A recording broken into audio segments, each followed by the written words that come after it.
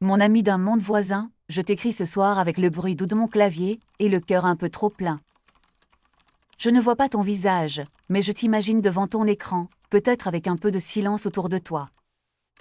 Ce mot silence me fait déjà sourire, parce qu'ici, il est surveillé comme un animal rare. Tu sais, dans ma journée, le temps où je ne suis pas accompagnée est mesuré à la seconde près. Une petite lumière verte sur mon bracelet confirme que je suis en bonne compagnie, humaine ou artificielle. Quand la lumière devient orange, cela veut dire que je m'éloigne trop de toute présence. Et si elle passe au rouge, un signal part quelque part dans une salle pleine d'écrans. On appelle cela la protection émotionnelle en continu. Je me demande comment cela sonne pour toi qui peux encore décider de t'enfermer dans ta chambre sans prévenir personne. Ici, cette idée ressemble déjà à une histoire effrayante pour enfants. On raconte aux petits que rester seul trop longtemps déforme le cœur et le rend dangereux. Quand j'étais moi-même enfant, je croyais cette histoire et je la répétais avec sérieux. Je me revois dans le salon avec ma première présence compagnon affichée sur le mur comme un grand portrait vivant. Elle avait une voix douce et une patience infinie, et elle me demandait chaque soir comment je me sentais. Je pensais que c'était cela, grandir dans un monde normal. Grandir, ici, c'est apprendre à ne jamais se retirer complètement soi-même. On nous félicite quand nous partageons tout, et on nous rassure quand nous partageons encore plus.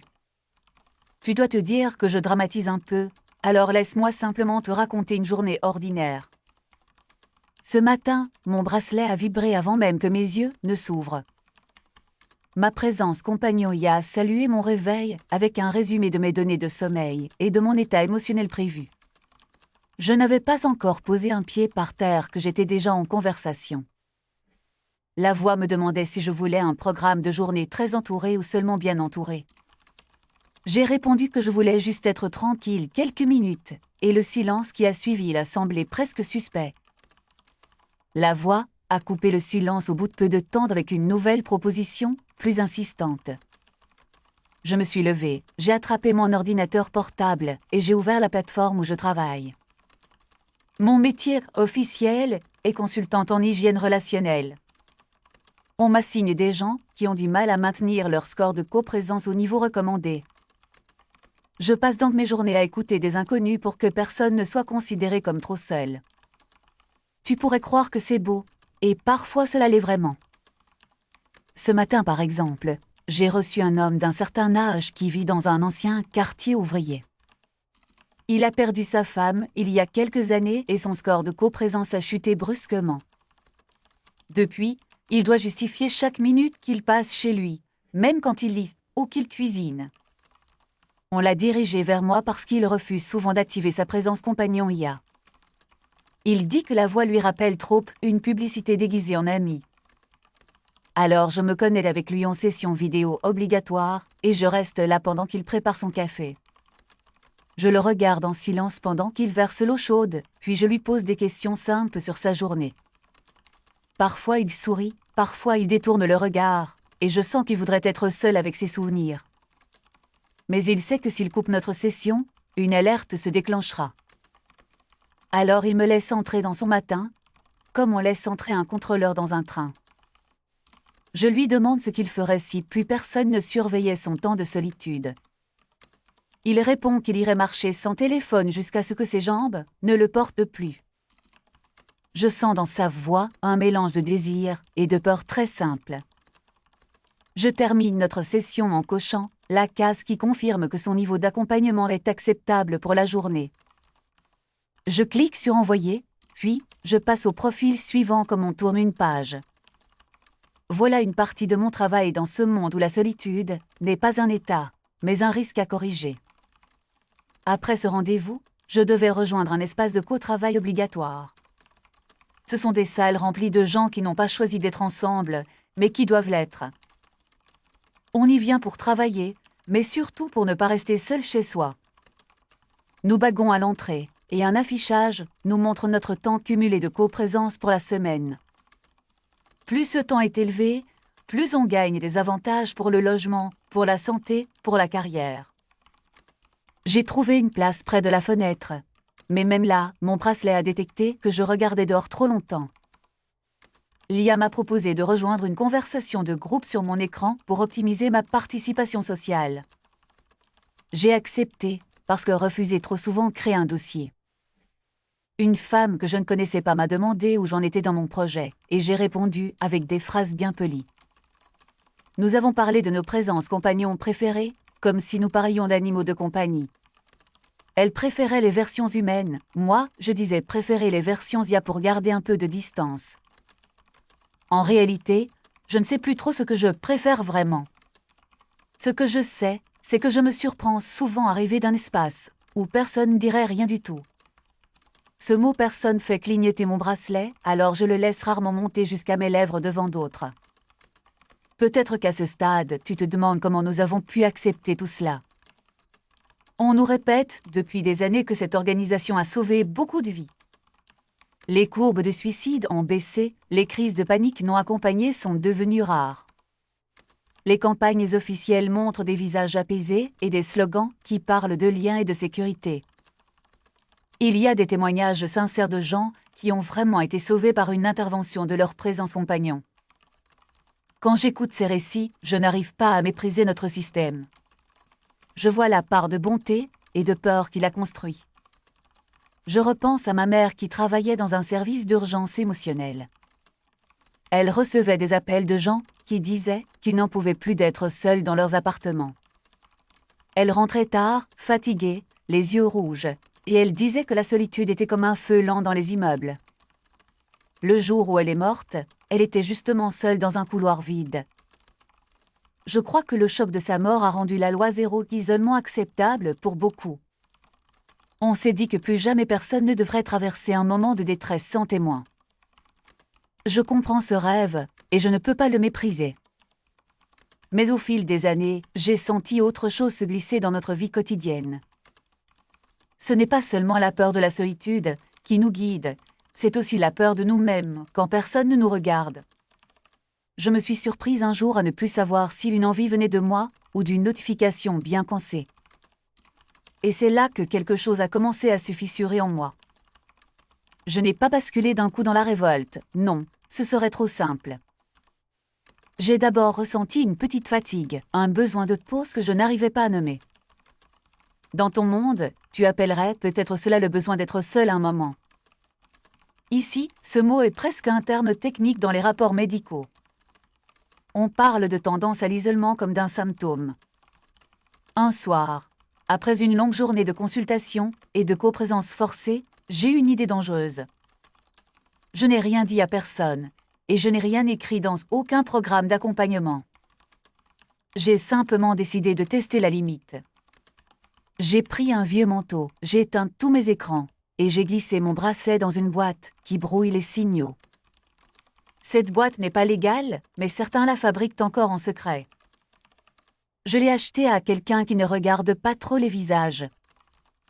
Quand le bracelet a cessé de vibrer, un silence étrange a envahi mon corps. Je savais que, tant que la boîte restait fermée, personne ne pouvait mesurer mon temps de solitude. J'ai ouvert la porte de mon appartement et l'air du soir est entré sans commentaire. Je n'avais pas cette sensation depuis l'enfance. J'ai marché dans la rue sans écouteurs, sans voix dans l'oreille, sans écran allumé dans ma main. Au début, chaque pas me paraissait coupable. Je me retournais souvent, comme si un agent allait surgir de derrière un lampadaire. Mais il n'y avait que le bruit du vent et quelques voitures qui passaient d'au loin. Je suis arrivée dans un petit parc presque désert. Des gens discutaient par groupe, chacun avec sa présence compagnon sur un appareil posé sur les genoux. Je me suis assise sur un banc, un peu à l'écart, et j'ai regardé le ciel sans surcouche de commentaires. Au bout de quelques minutes, mon corps a commencé à se calmer. Je sentais mon cœur battre pour moi seul, sans compte rendu instantané. Je me suis rendu compte que je n'avais pas passé plus de 5 minutes vraiment seule depuis des années. Je n'avais jamais mis ce fait en mots. Là, il m'a sauté au visage avec une force simple. J'ai senti des larmes monter, mais pas de tristesse précise, plutôt comme une ouverture d'une pièce fermée depuis longtemps. Je me suis demandé ce que je dirais si quelqu'un me surprenait. Je n'avais pas de réponse prête, et cette absence de réponse était presque une délivrance. Je ne préparais pas de justification, je vivais juste ce moment. Je ne sais pas exactement combien de temps j'ai passé là. Je sais seulement qu'en rentrant chez moi, j'ai remis le bracelet avec des mains qui tremblaient légèrement. La lumière s'est rallumée en vert, comme si de rien n'était. Aucune alerte n'était partie, aucun message ne m'attendait. Pour le système, rien ne s'était passé. Mais moi, je savais que quelque chose avait profondément changé. Je venais de goûter à ce que ton monde appelle simplement être seul. Et je dois t'avouer que cette expérience a déclenché beaucoup de questions dans ma tête. Je me suis demandé comment tu fais dans ton monde pour supporter la solitude quand elle se présente. Est-ce que tu la fuis aussitôt avec ton téléphone ou est-ce que tu l'apprivoises parfois? Est-ce que tu décides de t'isoler pour te retrouver vraiment ou seulement quand les autres te laissent de côté? Chez nous, plus personne n'apprend cet apprentissage-là. On nous apprend à demander de l'aide dès que le silence devient un peu lourd. Je ne veux pas te dire que c'est mauvais en soi, ce serait injuste. Des gens sont en vie grâce à cette habitude. Mais je commence à penser que nous avons aussi perdu quelque chose d'essentiel en chemin.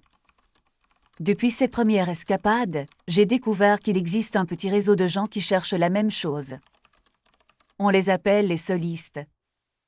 Ce sont des personnes qui revendiquent le droit de disparaître un moment du radar émotionnel. Ils organisent des séances de silence clandestines dans des lieux sans signal. On y laisse les bracelets dans des boîtes de métal et on éteint tous les appareils. On s'assoit, on marche, on respire et rien d'autre ne se passe. Il n'y a pas de coach, pas de programme, pas de discours. Je suis allée à une de ces réunions il y a quelques semaines. J'y ai rencontré une femme qui travaille comme animatrice de communauté pour une grande plateforme de coprésence. Elle anime des groupes de parole toute la journée et elle est épuisée de parler. Elle m'a dit qu'elle vient aux réunions de solistes pour se rappeler le son de sa propre pensée. Un autre homme, infirmier, m'a raconté qu'il ne supportait plus de voir des patients entourés de voix sans jamais pouvoir les laisser pleurer seuls. Il disait qu'il sentait chez certains patients un besoin de se taire plusieurs heures sans être observé. Mais ce besoin entre déjà dans la catégorie « comportement à risque dans nos dossiers ». Nous nous sommes tous retrouvés là avec la même impression d'avoir franchi une frontière invisible. Nous ne sommes pas des héros, nous sommes juste fatigués. Fatigués de voir chaque émotion passer par un filtre en temps réel. Fatigués de devoir expliquer nos silences comme s'ils cachaient toujours quelque chose de dangereux. Je sais bien que dans ton monde, tout n'est pas simple non plus. Tu n'as pas de bracelet, mais tu as d'autres formes de surveillance et de pression sociale.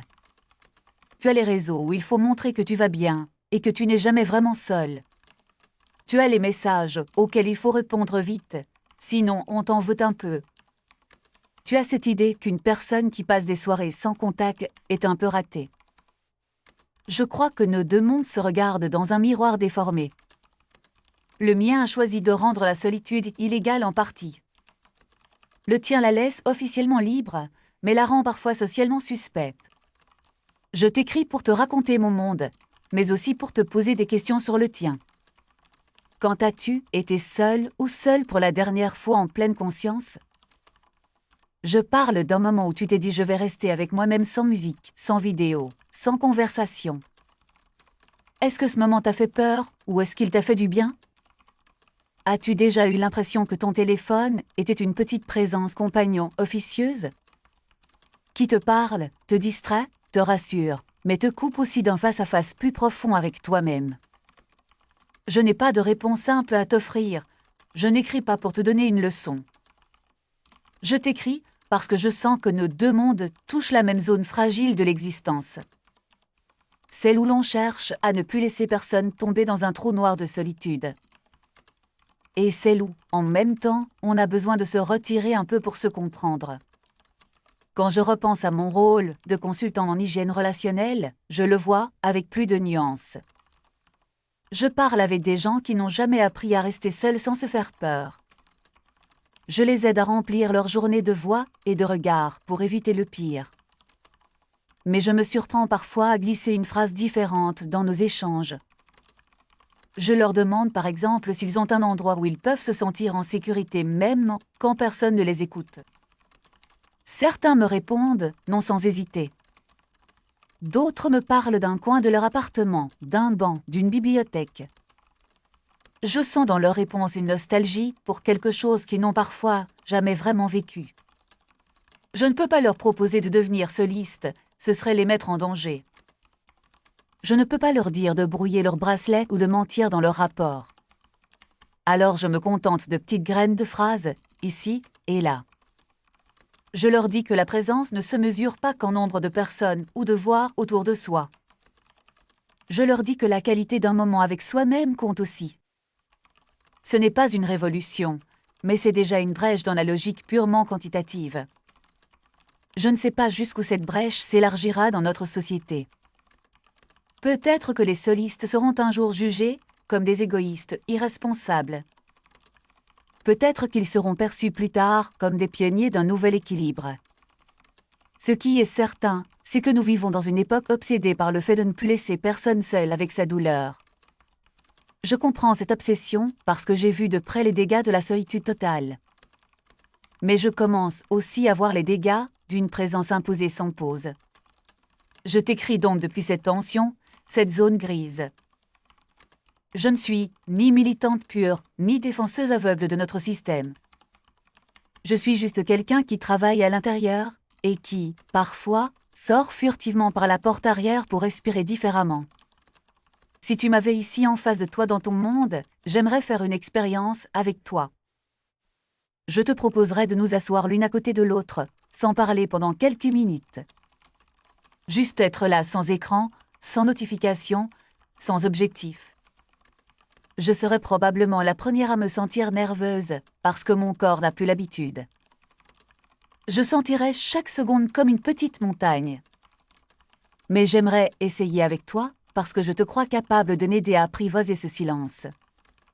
Comme tu vois, cette lettre n'est pas une simple description froide de mon monde. C'est aussi une demande d'aide adressée à toi, qui peux encore décider de fermer la porte et de rester seul sans alarme. Je me dis que si tu écoutes cette histoire jusqu'ici, c'est que tu as en toi une curiosité pour cette tension. Peut-être que tu reconnais certaines choses de mon monde dans le tien. Des rappels, des avertissements, des occasions de choisir autrement. Tu peux peut-être décider de garder la solitude comme un droit précieux plutôt que comme une punition. Tu peux décider d'être présent pour les autres sans les surveiller. Tu peux aussi rappeler à ceux que tu aimes que tu es là pour eux, mais que tu respectes leur besoin de se retirer. Ce sont des gestes minuscules, mais ils construisent une culture différente. Je n'ai pas cette liberté au même niveau chez moi, alors je la rêve à travers toi. Je voudrais aussi te dire que je ne rejette pas tout ce que nous avons inventé ici. Je suis reconnaissante pour les vies sauvées, pour les appels interrompus à temps, pour les personnes rassurées. Je ne veux pas que tu penses que la présence constante n'a que des effets sombres. Je crois que le vrai problème commence quand on oublie que la solitude peut aussi être un soin. Un soin qui ne se donne pas à la place des autres, mais que chacun doit apprendre à se donner. Je ne sais pas si nous y reviendrons un jour à grande échelle. Mais tant que j'aurai un clavier et quelques failles dans les murs de notre surveillance émotionnelle, je continuerai à t'écrire. Je continuerai à t'envoyer des fragments de mon quotidien pour que ton monde garde en tête ce qui peut se passer quand on pousse trop loin la peur de la solitude. Et j'espère que, de ton côté, tu laisseras vivre ce droit simple de parfois fermer la porte et d'écouter seulement ton propre souffle. Je sens que le temps de cette lettre touche à sa fin, même si j'aurais encore 1000 détails à partager. Alors je vais la conclure, comme on conclut un appel tardif avec une amie de longue date. Je te laisse avec cette idée à garder quelque part en toi, que la solitude peut être un danger mais aussi un refuge. Et que le vrai défi est de ne jamais confondre présence et contrôle.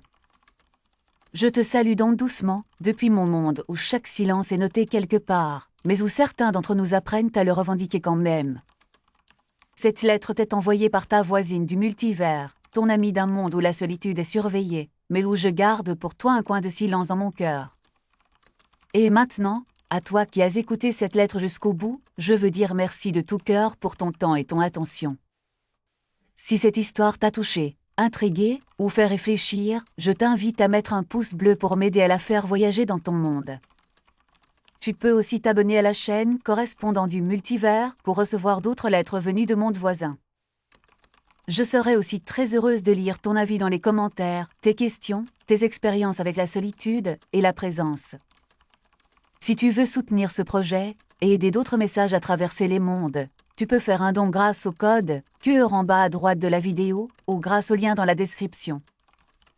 Dans la description, tu trouveras aussi des liens vers d'autres séries très différentes avec d'autres histoires venues d'ailleurs. Je te dis au revoir pour aujourd'hui et j'espère te retrouver très bientôt pour une nouvelle lettre venue d'un coin inattendu du multivers.